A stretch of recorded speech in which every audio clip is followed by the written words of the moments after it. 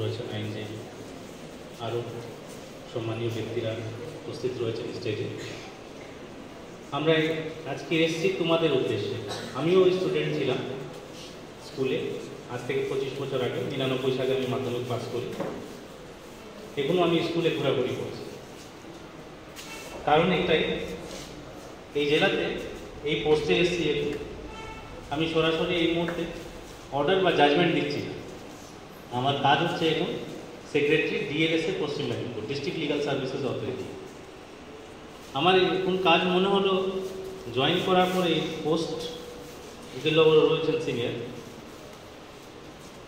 As a judicial officer আমরা order দিচ্ছি, judgement pass করছি, ডেলিভার করছি, লিগাল কাজ করছি।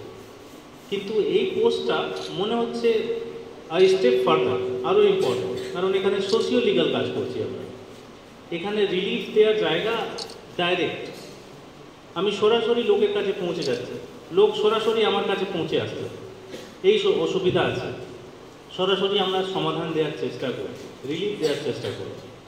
আমাদের এই ডিপার্টমেন্টটা এখন সোশিও লিগাল কাজ করছে বলতে পারি, শুধু লিগাল না, সোশিও লিগাল। তোমাদের হাতে হলুদ রঙের কাগজ একটা দেওয়া হয়েছে, কেউ সুন্দর করে রোল করেছেন, কেউ ভাঁজ করেছেন, কেউ হাওয়াই জাহাজ বানিয়েছেন, তাই তো?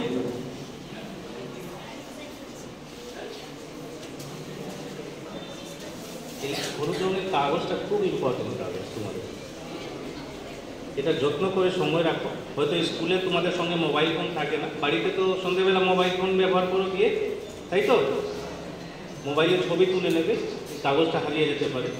এই মোবাইল হলুদ রঙের কাগজের নিচে দেখো মোবাইল, একটা ল্যান্ডলাইন নম্বর আছে, ইমেল আইডি আছে, নিচের দিকে দেখবে দেওয়া আছে, আছে তো? তোমাদের কোনো রকম সমস্যা পড়াশোনার দিক থেকে